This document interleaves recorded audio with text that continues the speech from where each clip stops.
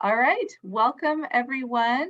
Happy July. Thanks for coming today. You are here for Preventing Fraud and Avoiding Scams. My name is Jennifer Quiroz. I am the Executive Director of the Financial Empowerment Network. I use she, her pronouns, and I'm so glad that you're all here today. I am excited about this topic, and I'm so excited about having the Attorney General's Consumer Protection Division with us here today. And so our goal for today's workshop is that you will hear something that will be helpful for your clients, but also that you will learn something for yourself today as well. Before we get started, I just have a few housekeeping notes. Go ahead, I see folks introducing themselves in the chat. Go ahead and introduce yourself so we can get a sense of who's here. Closed captions are enabled, so if you need to use those or if you'd like to use those, you can click on the menu arrow next to the closed caption button on your Zoom control bar. And then as we go along today, feel free as questions come up for you to either drop them in the chat or raise your hand, and we will take questions during some of the pauses during the workshop. And then this webinar this workshop is being recorded. And so please know that if you unmute, you will be in the recording. And also that the recording will be available shortly, probably by the end of this week. So if there's information you want to come back to and see, an email will go out as soon as the recording is available on our YouTube channel. And the last housekeeping piece is that materials from our presenters today and resources are available in Box. And so I think Ryan will drop that link in the chat in just a moment. So the PowerPoint just got put in there this afternoon. The Attorney General's Office PowerPoint just got put in there this afternoon, and I will get my PowerPoint in there shortly because there are some links in it as well. So if you went and looked and you couldn't find them, that's why. They weren't there yet, but they will be there shortly. All right, so before we get started, I just want to share a little bit about the Financial Empowerment Network and what we've been up to. So the first thing is that the Financial Empowerment Network envisions communities where low and moderate income individuals and families are able to achieve financial well-being. And we do that through partnerships that support access to affordable, effective, and relevant services, products, and other resources. So what does that mean? It means that we are a network. So we do not provide direct services to community members. Rather, we support the direct service providers, such as all of you. So I like to say that we are the financial educators of the financial educators. And we do that with the help of those that are in our network as well, and the generosity of those that are in our network. I met Elena and Andrew last fall at an event, and our partnership has grown to them being able to offer this workshop here today. So it's an excellent example of how our network works. We have two different initiatives. The first is financial empowerment integration. And so under that big umbrella, we do a lot of things like free virtual workshops, such as the one you're all attending today. I also wanted to share the next one coming up on August 9th, which is Navigating Benefits Cliffs. I'm really excited about that one. It's a question I get all the time. And we will have an attorney from Solid Ground's Legal Assistance Program presenting, along with someone from the Federal Reserve of Atlanta and Northwest Access Fund. So we're going to get a real good view of how we work with our clients around income and benefits limits when they're receiving different types of public benefits. So please join us on Wednesday, August 9th. It's going to be an extra long workshop because there's a lot to cover. So that'll be from 10 to noon on Wednesday, August 9th. And Ryan has dropped the link in the chat to register for that. You can also go to that events page on our website and find upcoming events, but also information about past events. So there are links to recordings and materials from past workshops and events there as well. We also host our community of practice for financial coaching that happens the fourth Wednesday of every month. So that's coming up July 28th. From 2 to 3:30. If you are interested, there's a link there to sign up to receive those emails and the calendar invite.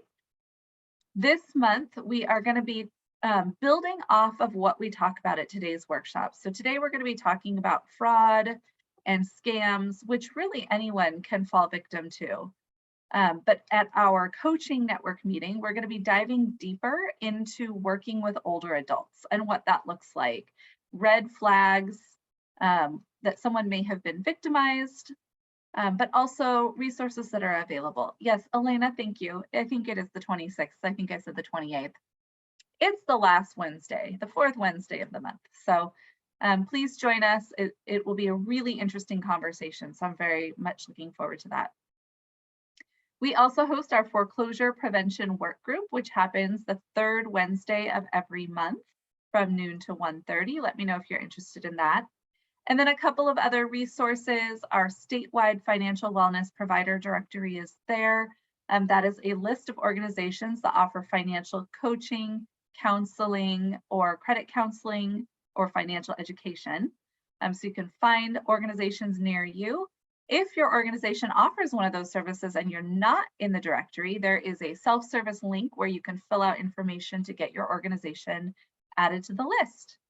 And then the last thing is our financial empowerment job board. If you are hiring and you have an open position, you can post it there. But also if you're looking for a role in financial wellness, you can go check those out. There's a few up there right now. The other side of what Financial Empowerment Network does is Bank On. We are the lead organization for Bank On Washington. Bank On is a national initiative that was developed to meet the needs of folks who are un or underbanked and to get them connected to safe, affordable, accessible accounts. So these Bank On certified accounts are low cost and accessible, designed for folks who have had limited or maybe some difficult banking history. The specific features of the accounts are listed there at the National Account Standards. And there are a list also of accounts that can be offered fully online. But the good news is across the United States, there are now over 300 Bank On certified accounts available, including 16 here in Washington State, which you can find on the Bank On Washington website. So our role at the network is twofold. We work with financial institutions to offer these certified accounts, but we also do outreach to community members to let folks know that these accounts are available.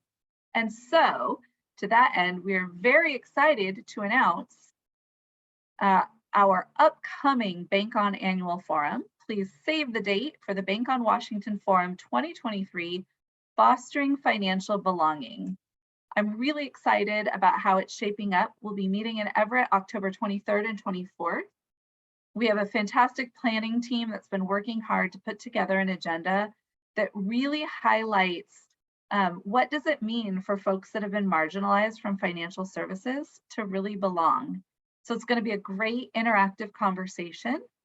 Save the date, and more registration information should be coming out later this summer. All right, and our last exciting announcement is that on July 1st, the Washington Asset Building Coalition and the Financial Empowerment Network have merged. We are really excited for the WABC to become a part of FEN and for Ryan Davis to be joining our staff. So Ryan Davis is joining us as the FEN Director of Training and Coalition Building. He was previously the Executive Director of the Washington Asset Building Coalition, and also comes to this work with 5 years of experience coordinating the Skagit Asset Building Coalition and the Financial Empowerment Program at Community Action of Skagit County. We're super excited to have him joining the team. You will start to see his name on emails as you sign up for more workshops and things. So welcome Ryan with me, and yeah, keep an eye out because you'll definitely be seeing him around more. All right, so there's lots of ways to stay connected with FEN. We have our fenwa.org website, our bankonwashington.org site. We're on LinkedIn, Facebook, and here are Ryan and my email addresses, nice and easy, Jennifer or Ryan at fenwa.org. Thank you again, everyone, for joining us today. I want to shift gears and get to the reason why we're here. So just a couple of notes if you missed them at the beginning. Please go ahead and introduce yourself in the chat if you haven't done so. Closed captions are enabled, so you can click on the little arrow next to the closed caption button and turn those on. And then please add questions to the chat box as they come up, or if you would prefer, you can raise your hand and ask them out loud. And so with that, I want to shift over to why we're here, which is preventing fraud and avoiding scams. I'm so excited to have Elena and Andrew from the Washington State Attorney General's Office and Consumer Protection Division here. So let me introduce them and then I'll turn it over to them. So Elena, we said, moved from Eastern Washington with her family to the Seattle area in 2014. She's been with the Attorney General's office for over 10 years and travels the state to inform and educate consumers about their rights. Her experience as a public educator allows her to connect with all Washingtonians, and she specializes in helping both consumers and business owners of limited English proficiency learn their rights and responsibilities under the Consumer Protection Act. Andrew Gutzmer is an outreach and education specialist with the AG's office, who produces collaborative educational content and materials for the Consumer Protection Division. He coordinates events and presentations to help the people of Washington safely participate in an open marketplace and collaborates with other consumer protection stakeholders to support similar efforts throughout the state. Andrew's been with the Consumer Protection for 5 years and originally hails from Chicago. And with that, I am going to stop talking and turn it over to Elena and Andrew. Welcome and thank you. Thank you so much, Jennifer. Andy, I don't know if we said that we were gonna like do the intro together, but we definitely can. And so yeah, thank you, Jennifer, for doing that, and great bios, Andy, for taking care of that as well. So again, I'm Elena G. Huizar with the Office of the Attorney General, Consumer Protection, and Andrew Gutzmer is our outreach coordinator. So together, we're going to bring you information. Now, we did call the session today avoiding scams, or what was it again? Preventing scams, avoiding fraud. And we titled that to let you know that scams do not discriminate.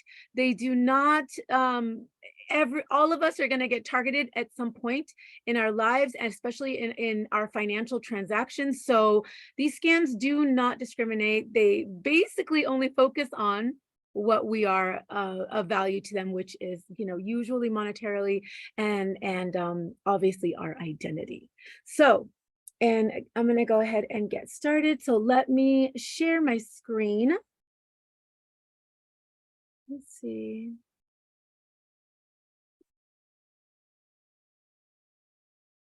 And can you guys see that okay? Is there anything there?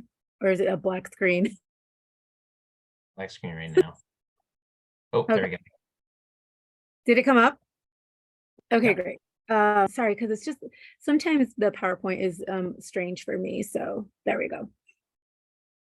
All right. So those are our titles. We said that before, and we do work for the Consumer Protection.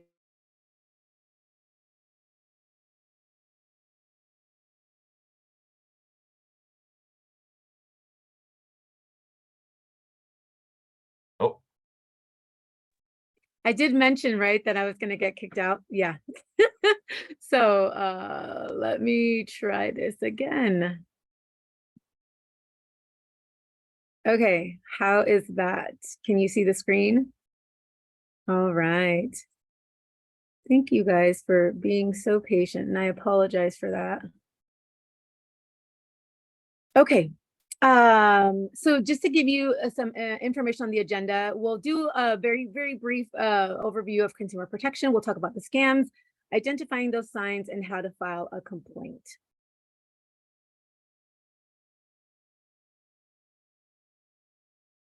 Okay, so the Office of the Attorney General makes every effort to provide excellent, independent, and ethical legal services to Washingtonians, and then protecting the rights of its people.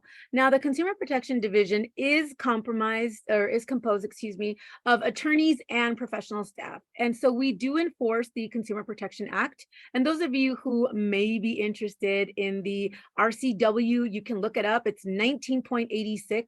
Super easy, 1986, and then other statutes that are under that to help keep the Washington marketplace free from unfair and deceptive practices. Our division does investigate and file legal actions to stop unfair and deceptive practices. We do recover refunds for consumers. We also seek penalties against any offending entities. And then we also recover any costs or fees to help ensure that these wrongdoers pay for their actions. So the division staff also participates in many legislative initiatives that affect consumer protection every year. And some of you may or may not have been aware during the pandemic, our office certainly became very aware that we did not have a price gouging law in Washington state before 2020. And as a result of the pandemic, as a result of people filing complaints, we were successfully able to create a price gouging law with fees of $10,000 or Okay. more. All For right. any, So first question is, are you currently living in Pierce County? okay. So we do represent the state and the public as a whole. So that means that, you know, any legislation that we do try to create will benefit the entire state of Washington. We do not represent people individually when we bring action under the Consumer Protection Act. So our division does not represent individual consumers, but instead the Washington state as a whole. So let's talk about scams. So you may ask yourself, what is a scam? What does it mean? I know we hear the term all the time, but it doesn't, I like definitions. So I think it's always a good idea to just kind of have the actual definition of a scam. And it is a fraudulent or deceptive act or operation or even a scheme. That's a great word for what these guys are doing. These scammers are scheming to separate us from our money or any other goods, making sure that we don't know exactly what's going on. So we really saw the community, especially in Washington state, get very connected via the internet through the pandemic. I mean, all of us are using Zoom. Right now, we're presenting virtually. Online scams have really increased significantly. So I am going to read this disclaimer word for word to you guys, because we are a neutral government entity. We do want to make sure that people know and are aware that the following are examples of scams that utilize very common or frequently used business products, models, or services in order to take advantage of consumers. It is important to note that these scams are based on actual services offered by legitimate businesses. Scammers count on that, and they make it difficult for consumers to distinguish between legitimate services and scams. Our goal today is to provide you with the information to help you identify behaviors and practices that will assist you in recognizing the red flags to safeguard yourself against fraudsters, and obviously family, friends, and anyone that we work with, in all honesty. So in kind of just navigating through all these scams, the things that we see every single day, we kind of whittled it down to the 5 signs of a scam. And those documents you may have seen in the docs that Jennifer provided to you guys before the session, but we've, like I said, kind of whittled it down to 5 signs. And the first one, if you see one or more of these or a combination of these, it could be that what you are dealing with is a scam. So the first one is unsolicited contact. All of a sudden, you get a random text, a call, an email. They're offering you a job opportunity. They say that you won a prize, or they're claiming that you owe money for a debt that you can't remember, you don't recall. This out of the blue contact can turn threatening, or it may sound too good to be true. We recommend that you report that. Another sign is emergency or urgent action needed, or you need to take some sort of an action. So do not let the threat the threat of anything, losing a prize, losing out on a deal, the possibility of a loved one in trouble, push you into making a hasty decision. So if you're being pressured into acting right away, be careful, because it could be a scammer trying to get you to send money before you can stop and think. The third one is unconventional payments. And you may wonder, what does that mean? What's an unconventional payment? Well, if a business or an individual is asking someone to wire money to buy a prepaid debit card or a gift card, these are the most common ways that scammers ask for money, because it is the same as handing out cash, and it is practically impossible to get it back. Today, you're going to see some examples of the things that we see in our office in regards to these unconventional payments.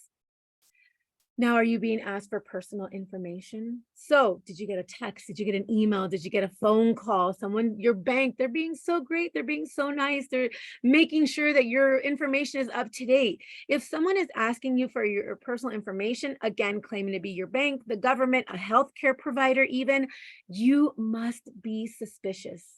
Ask who they are, get their information, but hang up, or disengage from the communication, but contact the legitimate business or the agency directly and ask if they need your information. Do not give a stranger over the phone your personally identifiable information. Now, we're going to also focus on secrecy. If you are told not to share what has been asked of you, or the information that you are to provide, or if there's an action that you must take, if you're told not to tell anybody, not to share that, keep that to yourself, or just there's this secrecy, you can't share this, you can't divulge this information, that is also another sign that you may be dealing with a scammer. So the bulk of our presentation today is to give you some scam highlights. What are the things that the Attorney General's office is seeing? What are the things that are going out there right now? Now, you may think to yourself, that sounds really scammy. That sounds like, that's totally obvious that it's a scam. Well, you may have that information, and fortunately you have resources and connections and contact, and you know people that may be able to give you that additional information. But we hear this every day, and Andy can talk a little bit, and we'll talk a little bit more about the things that we see in our office and the things that he saw in his previous role at the Attorney General's office. Now, one of the things that we see very, very often, and it is on the rise, are romance scams. Millions of people are turning to online dating apps or social networking sites to meet someone. But instead of finding romance, they are finding scammers that are trying to trick them into sending money.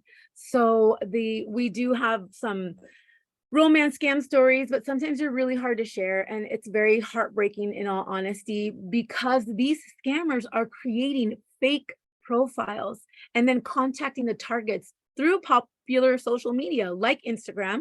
A lot of us have Facebook, a lot of us have Instagram, or even participate in Google Hangouts. Now, these scammers do strike up a relationship with their target, build their trust. They do it through talking, chatting several times a day, and then it turns into making up stories and asking for money. So how do you play it safe? Well, be very careful on the social media. Again, we said online dating, there's that developing relationship, building of the trust, and sometimes it seems too good to be true. So what are the signs? Now, this is a really cool infographic from the Federal Trade Commission. You can see there's some links down there at the bottom, but don't worry if you can't take a snapshot of that right now. We do have that information for you already. Jennifer has it in some of the documents that we sent, and then we have additional information that will be in there for you already. But you can report fraud at .ftc.gov, and then of course get more information on imposters at ftc.gov/imposters. Now, what are the signs of an online dating scam? They do profess love very quickly. They are, for whatever reason, not in your country of origin, where you are. They start asking for money. They pull you off of the dating website. So for example, let's say you did meet on a dating website, and then all of a sudden they're asking you, what's your Facebook? What's your WhatsApp? Can we add you to Messenger? Can we add you to another messaging service? And then begin the claims to need money. And that could be a variety of reasons. On this next slide that I'm going to show you, there's an example of the lies that these scammers will make up. Now, I will say that a lot of these fraudulent acts do overlap. So you may see some lines in some of these other scams that we talk about here shortly. Now, some of their lies to steal your heart and your money, these are some of the lies that were reported to the FTC through the reporting of the actual scams themselves. So last year's numbers in 2021 look very much like the numbers in 2022. Nearly 70,000 people reported a romance scam, and the losses hit a staggering $1.3 billion, with an average of $4,400 being lost by individuals. So scammers are paying a lot of attention to the information that you share. They don't miss a beat in becoming your perfect match. If you like something, they're gonna like it too. If you're looking to settle down, they're gonna settle down as well. They wanna, you want them to meet in real life, but they can't. And these are some of the excuses that they put in there. I can't because someone close to me is sick or in jail or hurt. They ask for money. They need for you to support them in some sort of way, or they have this inside knowledge of how to invest. And if you trust your money in them, because hello, they love you, you're going to provide this information to them. They're in the military, too far away. They can't make it to you, but maybe you can send them money for a plane ticket. They need your help with some sort of a delivery or something that they need to complete, some sort of an action. Now, they've never met you in person, but if you're ready to get married, they're ready to get married. So let's talk about marriage. Maybe they've made some sort of, they've gotten some sort of windfall. They have money, they have an investment that they've gotten. They need your help. What does that sound like? Those Nigerian scams from back in the day, right? I'm on an oil rig or a ship, and then things like, you can trust me with your private pictures, which if someone we've seen send some private pictures to an individual, they'll use that to kind of extort them into sending them money. Well, unless you want me to share this information, So the lies, there are no lies. There is no end to the lies. They'll do anything to get you to send them money in some fashion. So just some reports on the romance scams and how they've grown over the years. As you can see, in 2017, about 17,000 scams were reported to the Federal Trade Commission's Consumer Sentinel Network, and these were classified as romance scams. But I will say that reports that were provided to the FBI through their Internet Crimes Complaint Center are not included in these numbers. These are just numbers that went to the Federal Trade Commission. And just know that if you file something with the Attorney General's office, another law enforcement agency like the Federal Trade Commission will have access to the information that we have as well, so that they're able to report what's happening nationally in our country.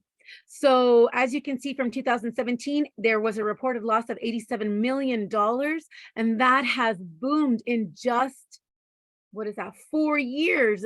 In 2021, it's up to $547 million lost, just reported to the Federal Trade Commission through romance scams.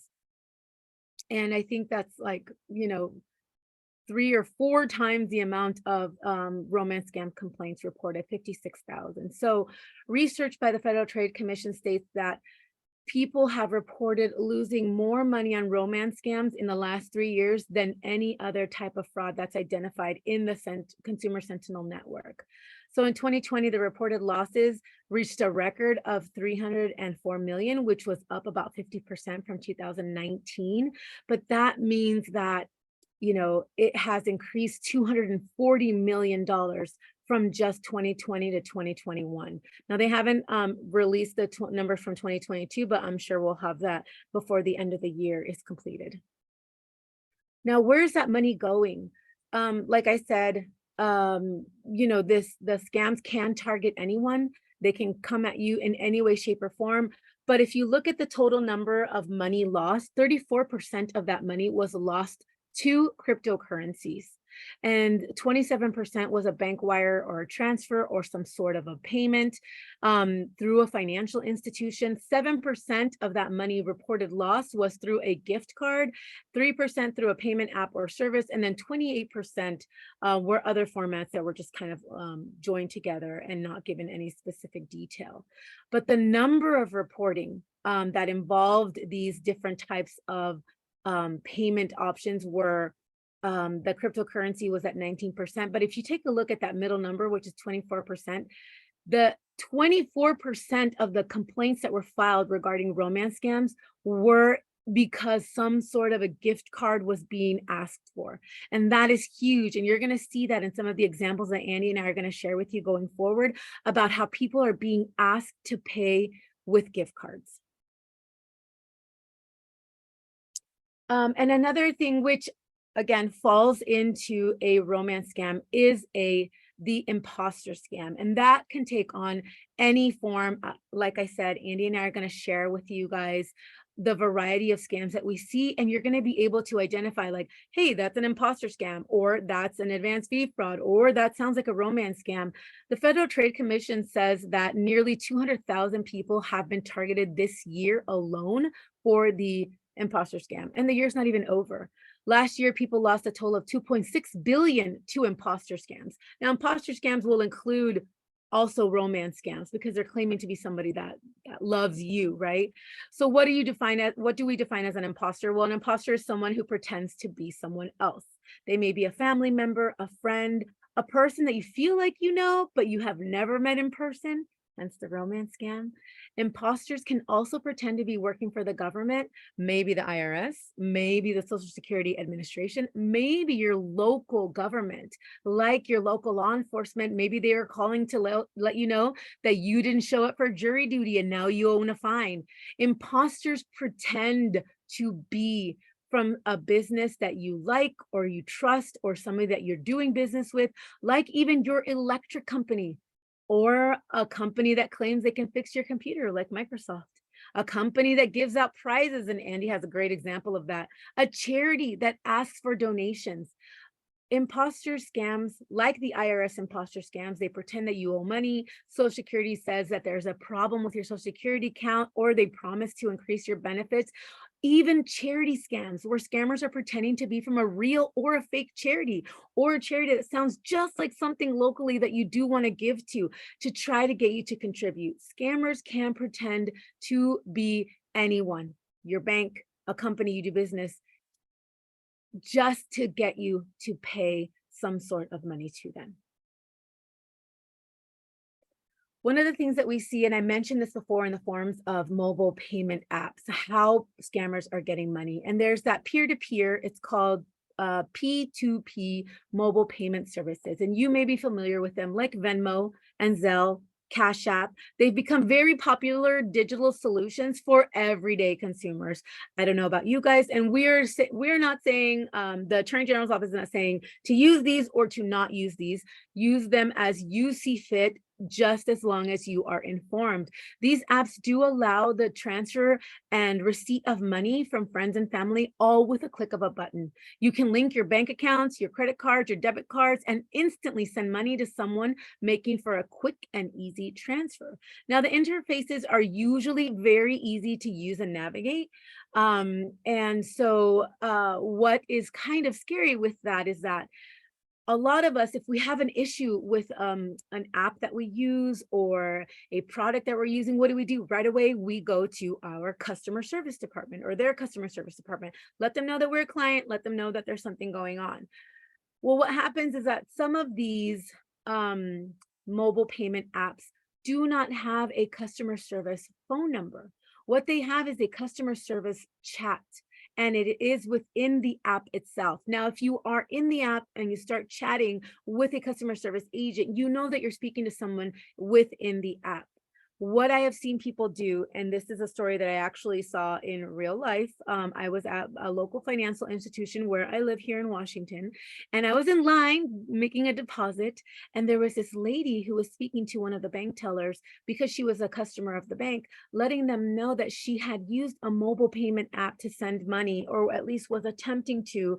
And what she did was she Googled the phone number, the customer service phone number, to give them a call, right? Because those are the things that we hear. Look up the number, give them a call. Well, she looked them up in Google, and unfortunately, the mobile payment app that she was using did not have a customer service number. And what she did instead was call some company, some outfit that was acting like the mobile payment app, and they were not.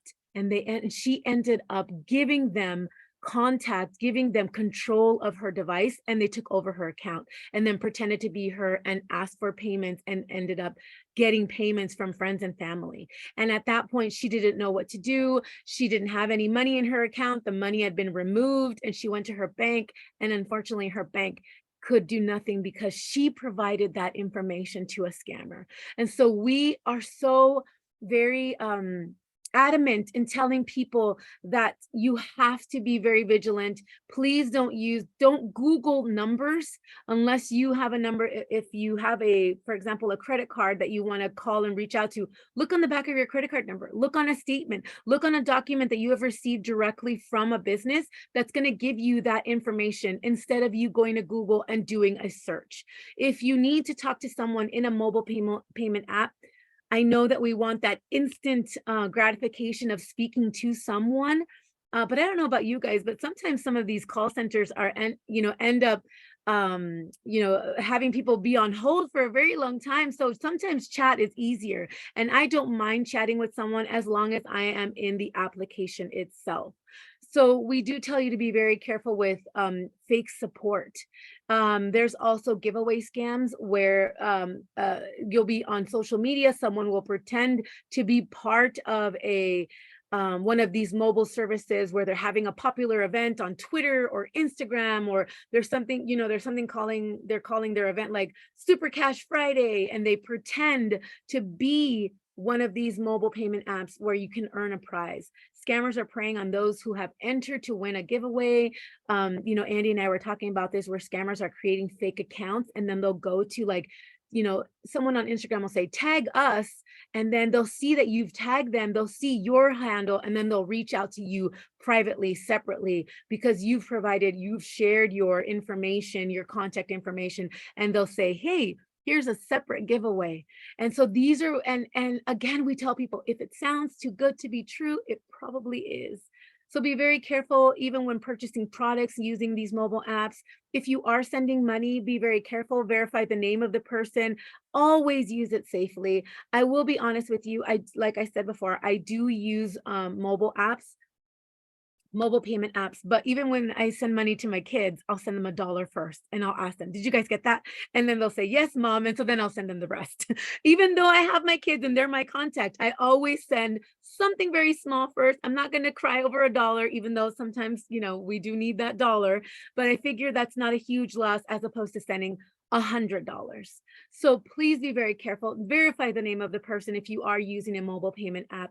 Always use it safely. And if you have any questions, you can always reach out to our office. Now, another thing that we see are those text messages. I just wrote some up here just to give you guys an example of the things that you may get as a text message, or someone that you're working with may see, calling about activating a card or an account, or confirm your identity.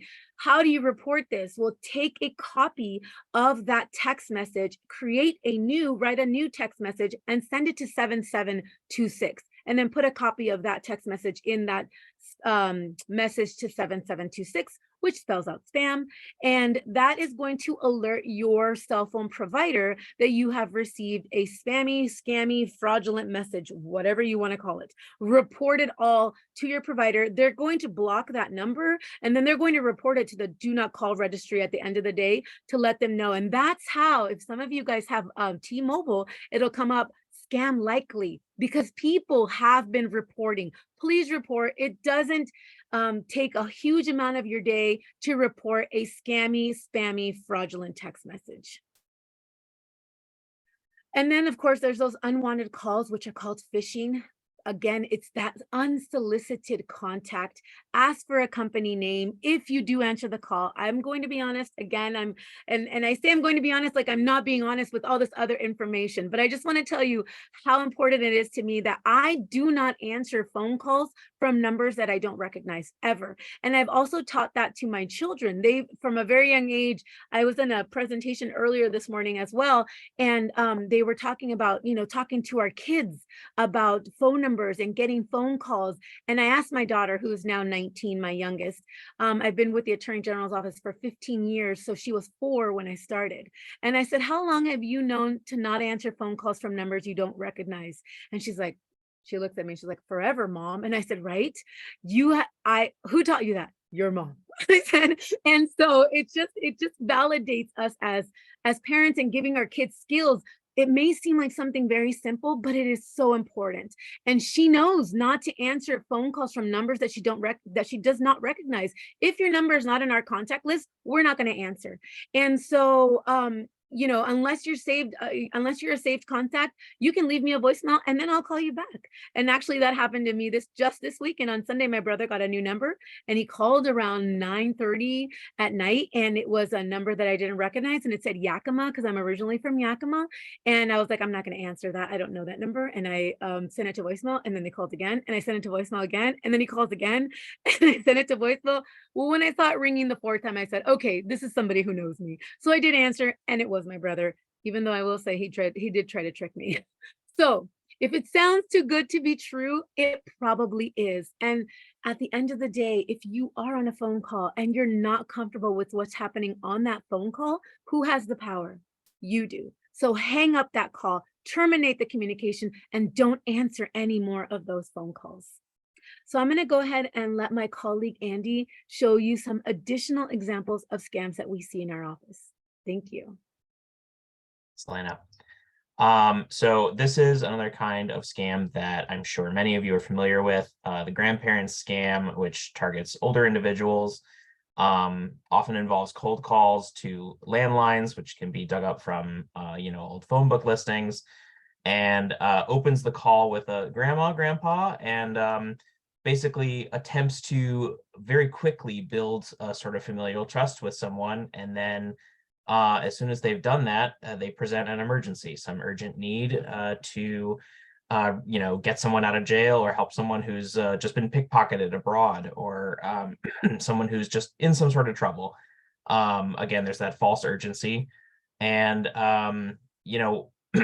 if you're a grandparent and one of your grandchildren or your nieces or nephews are in trouble and you want to help them, you might not think about some of the scammy red flags, like them asking you to send money with gift cards.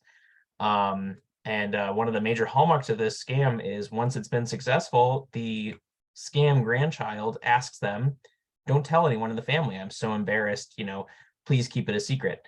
And this is an especially insidious tactic. I can actually speak from personal experience. My own grandmother fell for this scam, thinking she was getting me out of jail.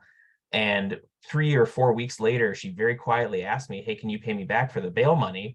I had no idea what she was talking about. And I mean, it took almost a month to even realize that she had been scammed. So by that point, nothing can be recovered. And it's pretty tough to have that sort of moment of awakening. Another format of scam that is as old as commerce is the advance fee fraud.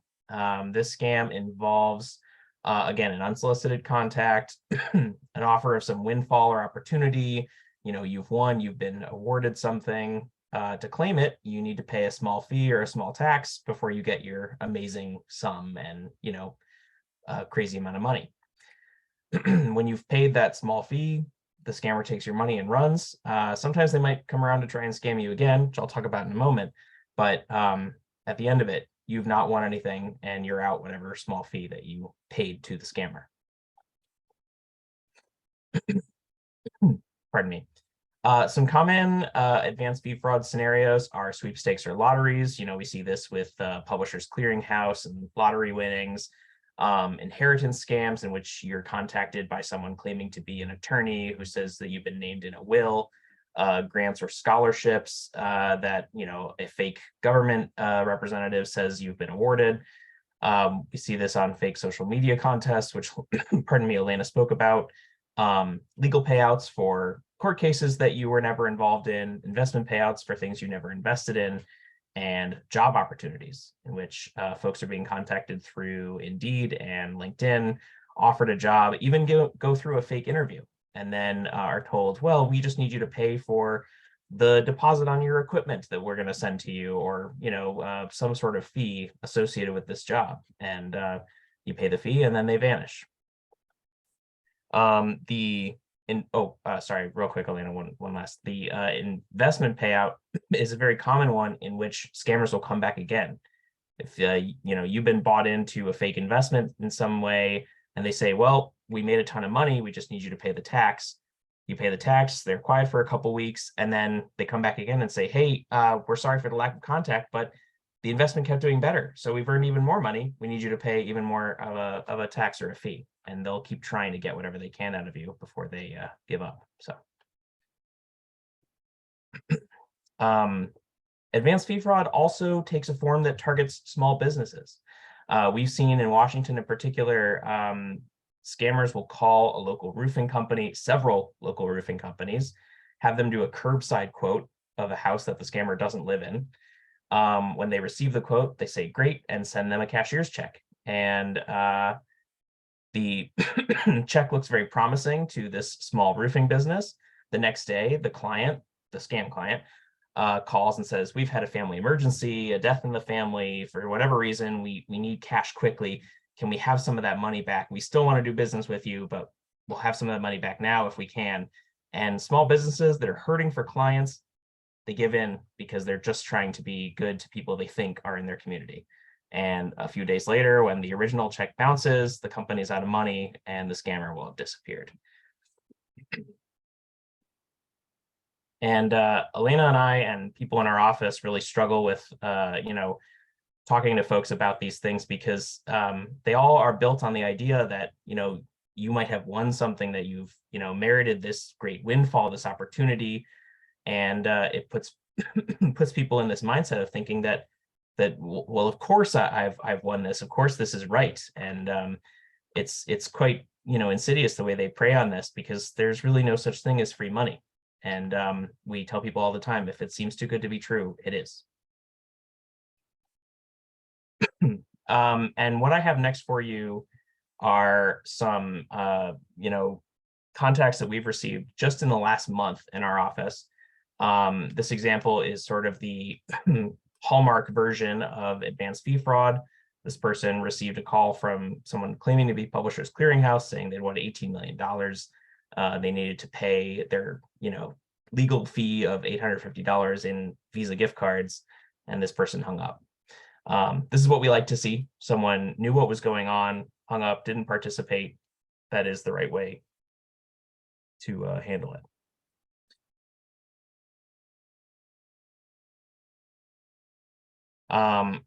We talked about small businesses being targeted. This is an example from an Etsy seller. This person says, I'm ready to tell you about a man who contacted me about buying one of my paintings on Etsy. I texted him to say, yes, I would sell him the painting. In our text conversation, he also wanted me to include an Apple gift card to be sent with the painting to his cousin. And this person thought, that's odd, but, you know, maybe I'll give it a try. And as they move forward, this person said, well, the painting's $200. I want you to put a $500 gift card in there as well, but I want to see a photo of the gift card before we send anything and before I send you the money. Obviously, that's a huge red flag. I mean, there's already so many red flags in this one, but that is a big one. And this person very smartly decided to check in with PayPal independently to see if this person had sent them any money yet. And when they realized that nothing was on its way, they knew it was, you know, a scam.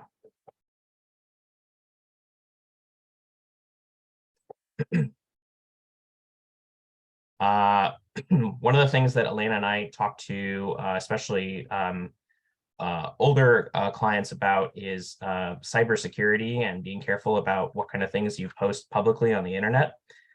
This person had clearly made a public post in memoriam of their, deceased child on Facebook. And that made them a bit very vulnerable to anyone who could find that information, see who had interacted with that post. This person says, after the death of my son, I was contacted through Facebook from a former employer, stated that he had gotten a grant from his business, and knowing my situation, they wanted to share it with me. This foundation seemed legitimate. They were able to find information on it, and a representative from that foundation, someone purporting to be a representative, called them. And the idea was that if they paid some fees, they would receive hundreds of thousands of dollars. This person was vulnerable at the time. They had just left their alcoholic husband and was living in a safe house. And so they're already in an extremely vulnerable situation. And then they gave almost $5,000 to this person, thinking that they might get hundreds of thousands of dollars. And, all it takes is someone who is vulnerable, who's looking for a way out. And if there's a lot of public information on them, a, evil but clever person can really take advantage of that in horrible ways. So we always encourage people to be very, very careful about how public you post those kind of personal things. And our final one, this is a little thicker. This is an imposter scam on an imposter scam on an imposter scam. It's one of the things that we see is the acceleration of stakes. So this starts out as, this person was, thinking that their computer just had a virus, and the, pardon me, the tech that they thought they spoke to said that actually your, IP address, your ID had been used for child pornography and money laundering. So they needed to pass them up to law enforcement. The person that they think was an agent from the FTC told them that, you needed to cooperate or you'd be arrested. And you had to agree to a privacy act in which you would not speak to anyone in your life about this situation. Again, that's building up that secrecy. They can't tell anyone. And it really is kind of horribly successful, because if you read through here, you see this person gave tons of money to these people. And then when they finally couldn't bear the confusion, they told one other person in their life. She says at the bottom, I spoke to my husband. And if you read this person's whole story, that was the thing that broke it, was just literally telling one other person in their life. But at that point, they had already given away so much money. So we strongly encourage people also to not be quiet about being scammed. If they're in doubt, ask someone. Someone on the outside can see the red flags far easier than someone who's on the inside. And that is so true, Andy. What we see that happens when someone is in the thick of the things, one of the major things that we see is the possibility of identity theft. And actually the workshop that I talked about earlier that I attended was actually called synthetic identity theft. And that is another version of identity theft. So just to give you a definition, and you can check out our website. Again, these are resources that'll be available to you after the presentation, but atg.wa.gov/guarded.aspx is a section on our website that talks about identity theft. We do not have, authoritative jurisdiction over identity theft, but we do take complaints when someone has made every effort they can to get themselves out of the identity theft pit that they're in. And if a financial institution is not cooperating, you can definitely file a complaint with our office. But we do have resources again at the end regarding the Federal Trade Commission, identitytheft.gov, and how you can report that. But it is a deliberate use of someone else's identity or stealing that identity as a method to gain financial advantage.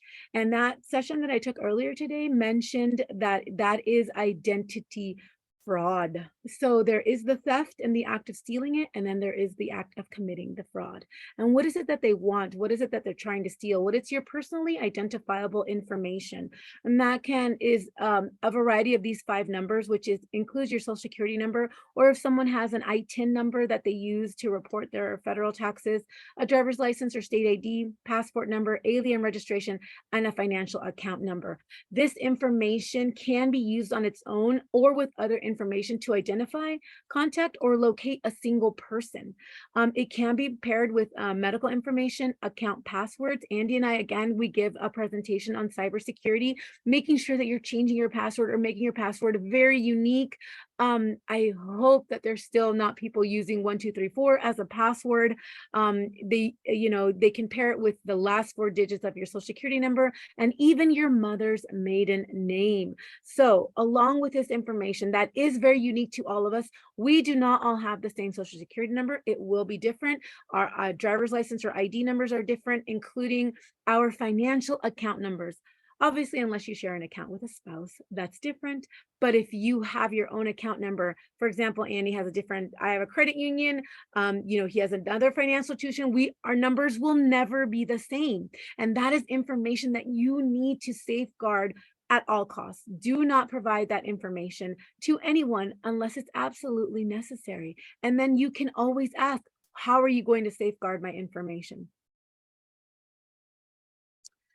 So what can they do if there is identity theft? Well, they can drain your bank account. They can open credit cards, open new utility accounts. They can even apply for a tax refund, get a loan, apply for employment, get medical care, run new charges on actual accounts that you already have. These are the types of things that people can run into if they think that maybe they're a victim of identity theft. Now, if you think you are a victim, what are the clues? You start getting statements, bills that you don't recognize, an address change request from the USPS in the mail. You stop getting your bills or statements that you're expecting. You start receiving credit card applications from companies that you don't recognize or look a little suspicious. You may even start getting telephone calls. All of a sudden, you have a tax liability from wages earned that you don't recognize. Again, there's those unexplainable withdrawals from your bank account. You stop getting your bills. The merchants start refusing your checks. There's something else that I learned today, that the check washing has really increased. Those of you who have seen that movie Catch Me If You Can, right, with Leonardo DiCaprio, check washing has increased again. It is gaining that popularity. It's like that vintage, like vinyl records, right, are back. Now they're using the check washing again, these scammers. And then you start getting debt collector calls that are regarding unknown debts. These are all gigantic red flags that you may be a victim of identity theft. Now, we do want to talk about, we're thoroughly scaring people and, letting you know some of the things that can happen and the scams and what to look for them. But there are effects, and then there is a way to recover, obviously, as well. So what are some of the effects of falling victims to a scam? Well, it is a very helpless feeling when you yourself have been, and I, again, being honest with everyone, have fallen victim to a scam myself. I was in my early 20s, and it was a credit card scam, which is one of the more popular ones, ways to get money and utilizing people's credit cards. But I wanted to be smart about credit, and I wanted to apply for a secured credit card. And for those of you who may or may not know what a secured credit card is that you put a specific amount of money towards a financial institution. Let's say it's $300. Your credit card will only be $300. You won't get into any danger, hopefully.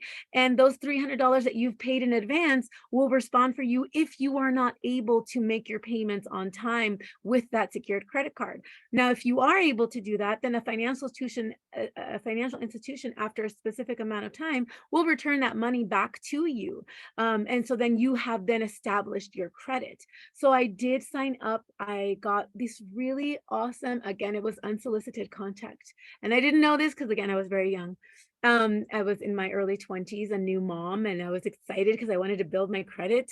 And I got this really awesome envelope in the mail that had how to build your credit and all these opportunities. And so I got that and I filled it out, and I sent in $250 to have a really small credit card. And I told my mom about it because I figured she'd be so proud. And then a couple of weeks later, I got this giant manila envelope with flyers and a really glossy, almost like a catalog looking, thing that said all the things that I could do with my new MasterCard. And I tore that envelope apart, and there was no MasterCard inside. So then I called the number that they had provided, and I kept calling and I kept calling, and I would get disconnected, or no one would answer, or I'd be on hold for hours. And in the end, I just got tired and I got embarrassed. And I'm not embarrassed to admit that I cried. And I called my mom and I said, I don't know what happened. They never sent me anything. And now I'm out $250 and I don't want to tell anybody except you. And my mom was very religious. And so she says, don't worry, we'll pray about this and something will come about. And, prayer doesn't, it can help you depending on, what you think, but there are things that you can do like reporting. And I did not report at that time. I had no idea who to contact, who to let know. And I was very embarrassed that this smart, graduated person had fallen for this scam. And some years later, I did end up working for the Attorney General's office. And I think I'd been with the AG's office for about 60 days. And I got a letter from the Federal Trade Commission stating that I had been part of a claims settlement because the Federal Trade Commission, and thanks to the people who had reported to their local AGs and the FTC, they found out that these people were scamming and they found all of my contact information within that information and were able to return about $156. So I didn't get it all back, but I got a majority of it back. And believe me, before I cashed that check, I checked out to see if it was valid. So there is that loss of trust, of security, depression. You are self-blaming yourself. Depending on how much money has been given, there is that chance of financial destitution. And then obviously always the chance of identity theft, because I will say that I did provide my social security number and all that information just to get this credit card because it all made sense, right? So we do have the recovery, stop the contact, don't make any more payments, do not blame yourself. And as Andy stated, and I have stated over and over, please talk about it, say it out loud. Once you say it out loud, it sounds completely different. Talk to people and use the resources. Again, we have information at the end of this presentation, and Jennifer also has some resources for you on how to get through the recovery. So how do you file a complaint with our office? Don't do what I did, file a complaint. So who are we? We have a consumer resource center, and the division provides an informal complaint resolution service. And that includes filing a complaint with our office. You can call us toll-free Monday through Friday from 10 a.m. to 3 p.m. at our 1-800 number. We do have individuals who speak Spanish on our call center line, answering phone calls every day. And so we do process thousands of complaints and take hundreds and thousands of phone calls every day. So I'm going to give you a little bit of the statistics on what we do in our office. In 2020, we had almost 24,000 written complaints. And what I mean by written complaints is that it does come to us. We do have to have a complaint in a written format signed by the consumer stating that you give us permission to move forward with your complaint. Now, if someone is visually impaired and not able to fill out a form, no worries, you can call our 1-800 number, and we do have agents that can take your complaint over the phone. If you are someone who is LEP or limited English proficiency or have clients who speak another language, we do offer 18 languages to be able to file a complaint with our office, and that is also done telephonically. If you do have clients or you yourself speak Spanish, or you would rather do your complaint in Spanish, file it in Spanish, we do have agents that answer the calls every day in Spanish. Now, in 2022, just through our informal complaint resolution process, we did return $16.4 million in savings to consumers. That is not including litigation. That is us not suing big companies like Comcast or any pharmaceutical institution. This is us just through the very informal complaint resolution process. And then there's some numbers for you from 2021 as well. Now, you may wonder, what does the informal complaint resolution process look like? We do offer it to Washington residents and to consumers with complaints about businesses located in Washington. So that means if you have a family member that lives in Florida, and let's say they did business with Amazon or even Costco, then they can file a complaint with our office because those businesses are in Washington state. Now, a copy is sent to the business. We do request a response. The process does take anywhere from 6 to 8 weeks.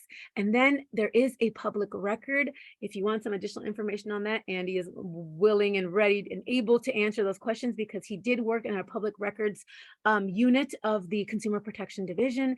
And then once we do have a response, the file is closed and we do retain it for some years just to make sure that there isn't any additional fraudulent activity happening. But our staff evaluates the complaint. They see if it's in the area of responsibility. It is assigned to a staff member. We send that. We ask you for any support and documents or even anything that you would like to provide to us. If we don't get a response in a reasonable amount of time, we do reach out to them, to the business again. And in many cases, the business does respond with a satisfactory solution that we obviously send on to you, and it does become part of the record. But in some cases, there may be no response. And so if they don't respond or they disagree with the information that the consumer has provided to us, or they believe that you're not legally entitled to an adjustment, then we can't make them do the adjustment or give you your money back, but we will inform you of your options. So the main option is to bring in a dispute is, for example, to bring legal action like in small claims court. And so we provide you with how to file a private lawsuit, to talk to an attorney, or if another government agency is involved, we can give you that information as well to let you know how to reach out to them. And so I'm going to go ahead and let my colleague let you know about all the resources we have and some additional steps that you can take if you yourself have fallen victim to a scam or if you know someone who has. Thank you. And I do see some really great questions popping up in the chat. We're going to talk about those in just a minute. Again, if anyone has any questions, feel free to post them. We'll be discussing shortly. So in our resources that we recommend, Elena, if you'd hit the next slide. The most useful to people who've been victims of identity theft are the FTC. Their website, identitytheft.gov, has amazing resources, both for how to, recover your identity, how to contact your various financial institutions, credit bureaus, and how to make sure that, your credit report is going to be in good standing. Speaking of which, another great resource is annualcreditreport.com. Many people now, their banks or credit bureaus may, maybe providing credit unions, may be providing information on your credit score as it changes. But if you don't have that kind of up-to-date, service, you can use a website like Annual Credit Report to get a free one, see what accounts are open, and make sure it all lines up with your own information. For spam and scammy emails and texts, we refer people to forward them to spam@uce.gov or forward your text to SPAM spam 7726. Both of those are great places to send those. We do have a lot of people who reach out to our office saying, can I forward scam emails to you? And, we always like to be up to date and see what people are receiving, but the most useful resources are going to be there. And then finally, it's the FBI. Their Internet Crime Complaint Center, or IC3, which is ic3.gov, is a great place to file complaints and file reports if you've been a victim of a scam. FBI.gov has some great resources as well, and they have an office in Seattle that you can call at 206-662-0460. And all of these resources and the presentation itself will be available on the links that Ryan was providing earlier. I'm sure we can get those up again. The other thing we want to let people know about is next steps. If you've been scammed or a client of yours has been scammed, a family member, the first thing is to contact our financial institutions, stop the credit cards, stop checks, and make sure that the banks are aware that you've reached out to them to report the fraud. They are truly the front line in the way that money is being scammed now. The bank is the best way to try and recover or stop it from happening. If you've bought that's why there's so much emphasis on gift cards and cryptocurrency. They're harder to regulate, harder to track, and but your bank is a good place to start. And then, pardon me, call local law enforcement, get a police report going. It's going to be useful to you.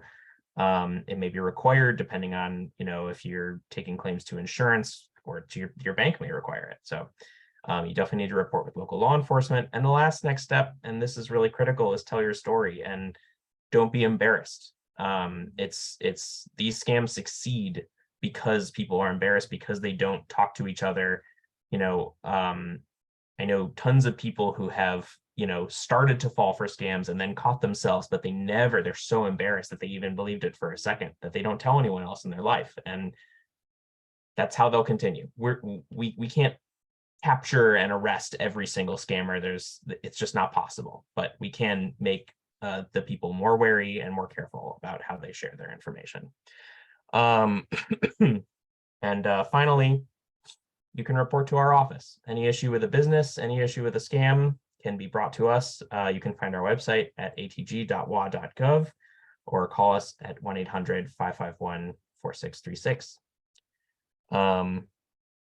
Because we're here to help. We might not have the exact fix, but we'll have a resource and a listening ear, and we'll tell you to not give up, because a lot of people just want to throw their hands up when they've been a victim of a scam. And another thing that the scammers want is for you to feel like you can't fix it.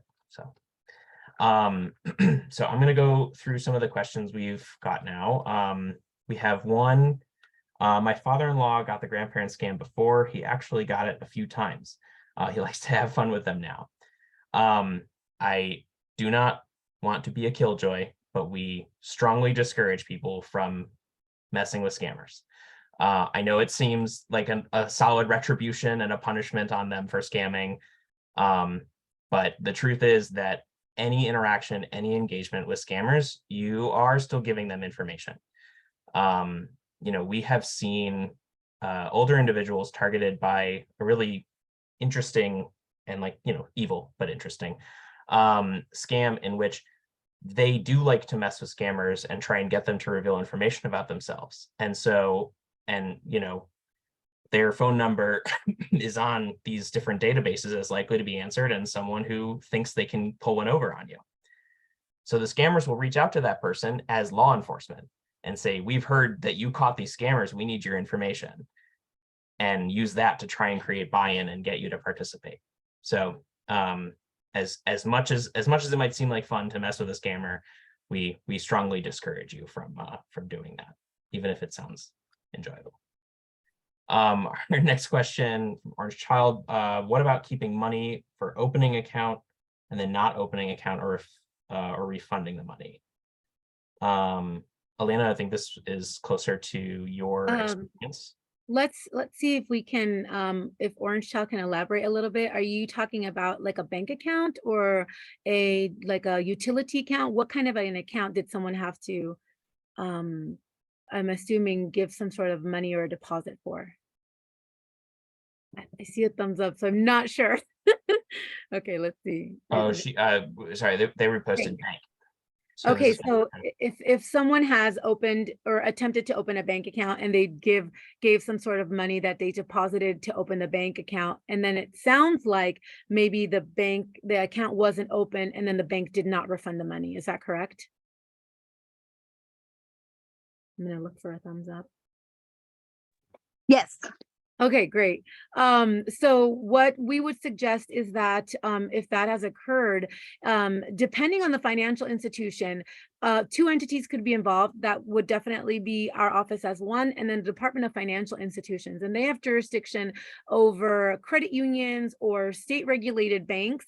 And so it all depends on the financial institution itself. So I would recommend that the person that you are working with, or if that happened to someone that you know or yourself, to file a complaint with our office, and then we will connect you either comptroller of currency, depending on if it's a national bank, like for example Wells Fargo, Bank of America, or if it's a local credit union like Sound Credit Union or BECU or something along those lines, to file a complaint with our office, and then we'll get you also connected with the right financial regulation company or agency as well. And then go ahead. Sorry. No, go ahead. I just wanted to add, You know, we throw around the words scam here, and you know, most of this presentation is targeting scams from people who are acting outside the law. But we do refer to business practices as scammy that might be, you know, actually legal, but are still deceptive and unfair. And those are things that our office wants to hear about. You know, people may know a well-known scandal. I don't want to say a particular bank name. Let's say Fells Wargo had you know, been in trouble for opening duplicate accounts in people's names without their knowledge. You know, that can feel like a scam, and truth is that it might just be really terrible business practices. And you know, whether it's a scam or not, we want to hear about it. So If you feel you're scammed, let us know. And I think, Andy, we can say their name just because there's a public press release. People can look them up on our website. So yeah. So it says the next one from Orange Child says, been through that with IRS and someone had filed taxes years ago. So I'm thinking that we talked about the IRS identity theft or maybe an IRS scam. So I'm glad that you were able to get some help from the IRS. And then Rochelle Ward Wafted asked, is there anything in place for businesses? And yeah, if you've had a struggle with a business, you've been a victim of an unfair business practice, absolutely file a complaint with us. We reach out to the business, we try and find a resolution, and it becomes public record. And our attorneys and litigation staff will always be reviewing those stories. Yeah, and I'm wondering, is that also what you were asking directly, or is that Oh, there actually to protect businesses? Yeah, there wasn't a lot of info in there, so I wasn't sure where that question was going. So is there anything in place to protect businesses? Rochelle, can you elaborate on that, please? Because I don't want to give you an answer that's just generic, and when you know, it may not even answer your question. Sure. I know that there's a regulation where businesses need to dispute an ACH transaction by like 4:30 p.m. on the settlement date. And I feel like I work for a bank. I've seen a lot of business clients who have had fraudsters almost take advantage of that and hit them at a time when they may not be using online banking and for charges that are clearly they're clearly fraudulent. The bank doesn't even have much information and we just don't know where to go from there. So basically, you're asking if a business has fallen, has been targeted from a scammer, and this electronic transfer, they have to dispute it before 4:30 p.m. on the close of business of the same day. Is that correct? Yes. Okay, and so then they're unfortunately, you know, it sounds like they're not seeing that until it's too late to be able to report that. So but it's still FTC and FBI. I mean, it's still a fraudulent activity that those law enforcement and trade protection organizations should know about. Yeah, Yes. they help protect businesses from that exact sort of thing. So Yes, and again, people can always file a complaint with our office as well. I mean, we want to know what's going on in the state of Washington. we also had a question about bigger companies like Xfinity Mobile. Did we, or Shal, did we address that talking about consumer complaints, or is there more to that one? Give them a chance to respond. I know a senior who had their identity stolen and it was being used by someone working on a farm. You know, that is definitely the sort of, you know, the most common form that identity theft takes. Someone, once they have it and they have been able to set up a bank account, take out loans, buy a car, you know, they'll keep using it until it dries up and until you're aware of it. And that's why it's so important to check your credit report, make sure the accounts all make sense.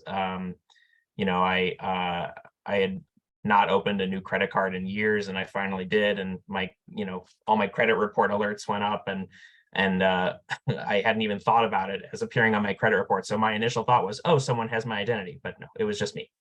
So I encourage everyone to be very vigilant about their own credit reports, and that's how you can help avoid that.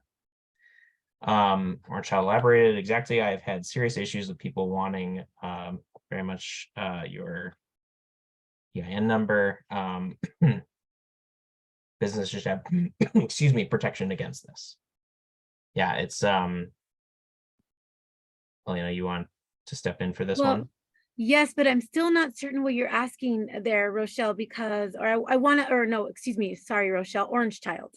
And I want to make sure that I understand what so are you concerned that a big business is asking for your, um, this identifiable information? I want to make sure to give you the best answer that we can. I had applied for something and there was like an extended amount of time that went by, and then they were beyond adamant about me having to give them my EIN number. And I thought, well, wait a minute, there had been like a substantial amount of time that had lapsed, and then them requiring me to send them this documentation of it, and they just like would not stop about it, Okay. to the point where it was uncomfortable. And then the end result was they just kind of like sloughed it off. And I was like, all right, mental note to self, I'm not ever going to just, allow myself to be suckered. Like that was normal protocol for anything, because obviously that shouldn't be made to feel uncomfortable about that number. Like that's sure. an important number. And so I just chalked it up as obviously a loss of some sort. But I didn't have luckily any accounts or anything with my EIN yet, and I still haven't. But I just felt like there should be some kind of like, is there protection for that? Like places should not feel like they're made to be pressured to give that number for something, especially this was like during COVID and all the grants and that type of stuff. Like, why was there, if there isn't, there should be better protection to making people feel like obligated to have to give that number when they're trying to apply for those grants. Does that make sense? In a better explain? Yes, yes. Totally. And I appreciate you. Thank you for explaining that, because we've heard similar stories, not necessarily with the employer ID number, but where people are really concerned, where a big business is asking them for their social security number, and they're wondering why. Why do I have to provide you with my social security number? Why are you so adamant? I don't have to give you that number. But what happens occasionally is that, and this is again a different scenario, but like let's say it's an internet provider, and in order to provide you with internet, they'll need your social security number. Now we do get multiple calls. I remember myself when I used to be in the call center, people would call very angry, very upset. I don't want to give this internet provider my social security number. Well, unfortunately, there are some business policies, and in order to provide the service, they have to have identifying information to verify who is getting the account, how they can get the account to that individual. And then in the end, if there's any, I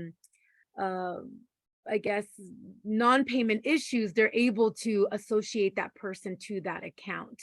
Now, if there's any issues regarding that, we encourage people to file a complaint with our office. Now, your scenario, I'm just going to say orange. Your scenario, orange, is a little different. It's similar, but different at the same time, because you're very concerned of the fact that they're asking for your employer ID number in order to get, I am assuming, some sort of a benefit. And they kept pushing you for it. And, there is, if anything, if you are concerned with providing any sensitive identifying information, I would encourage you to file a complaint with our office. And it's just better to let someone know that maybe there is something going on, that I myself am part of a lot of different like Facebook pages where I'm encouraging people to file a complaint with our office all the time. We can take a look at it, because if it does sound like just some, like Andy mentioned earlier, just some scammy, fraudulent behavior, we want to know about it. And if you are concerned, it's better to be safe than sorry and file a complaint with our office. At least let us know what's going on. And there is a way to file complaints anonymously if one doesn't want to, when you do file a complaint anonymously or confidential, it doesn't go to the business. Instead, you just let us know what's going on. And then we have some information that people can take a look at afterwards. That doesn't mean that an action will be taken or anything along those lines, but you've let a government entity know that you have some concerns. On record. And it's also a really great irony in this, that one of the reasons that internet service providers need your social security number is to prevent identity theft. Because if someone could open a cell phone plan under your name and address, take the phone and run without knowing your social, there would be much more rampant identity theft, and people would be opening up cell phone accounts in lots of Willy-nilly things. everywhere. So it's tricky, and that's really why we ask people to reach out to our office, because we can also just send your complaint to the business and have the business verify, yes, this is our representative who's asking you for this. This is why we need the information. And then you can at least have their justification on record. I think There we've any reached the end, Jennifer. Yeah, unless there's any Yes. other questions. Thank you so much, Elena and Andrew. This is just a ton of really great information. I have a couple of high level takeaways that I just want to kind of say for a moment. The first is the FTC is such a fantastic resource. And I don't know if folks noticed, but both Elena and Andrew kind of mentioned it throughout their presentation. So I just want to repeat that they have a ton of information, including materials that you can order printed copies of to give out to people for free. So whenever I hear like free printed materials, I'm like, oh, gotta bookmark that one. I love the way the FTC frames this topic around anyone can fall victim to fraud or scams. And so it's about learning the signs and passing it on. And so their whole campaign is called Pass It On, and I love that. The other thing I want to say is I feel like Elena and Andrew said this, I don't know, 47 times, but like file a complaint, right? If you're unsure, reach out to the Attorney General's office. I'm going to drop their link in the chat again. They have a call center that's available Monday through Friday. If in doubt, call and ask, because they're there to field your calls and answer questions. And I even had a thing come up recently for the Financial Empowerment Network where I reached out to Elena and was like, what do you think about this? Is this a scam or is this real? So that's exactly what they're there for. So make sure that you are taking advantage of this service that's offered by our state. I do want to thank you very much for that. I do want to add one important thing, which is, and this is just a truth of our agency, we don't give legal advice, and answering people's questions, is this legal, counts as legal advice. So we do sometimes have people who get a little frustrated speaking to our office because they think they can call and say, is this business allowed to do this? And you're right to ask, but we might not be able to answer. So that's right. They didn't tell me it was a scam or not. They provided me with information so that I could evaluate it for myself. That is exactly how it went down. So, and that's what we want, more informed consumers who are able to check the signs on their own and trust their own judgment. And that's what it's all about. That's right. Thank you, Elena and Andrew, so much for presenting today. I really appreciate it. Thank you, all of you, for attending. I just dropped a link in the chat. We really do value your feedback. And so if you don't mind taking just a couple of moments to complete our survey, it's very helpful. And we take the feedback seriously. It helps inform future events. And it's also helpful for us to be able to continue to offer these events and provide the feedback to our funders for what you all are thinking about our events. Which reminds me, please register for our next event, which is August 9th, Navigating Benefits Cliffs. We will be talking about asset limits and income limits and how to support folks that are receiving different public benefits. And then of course, our financial coaching network, which is the fourth Wednesday of every month. If you're interested in that or learning more, you can sign up right there. Thank you everyone for joining us today. Thank you again, Elena and Andrew. And I hope you all have a wonderful rest of your Tuesday and your week. Thank you for having us, Jennifer. Thank you everyone for joining us today. Have a good evening. Bye. Sorry for coughing in your speakers.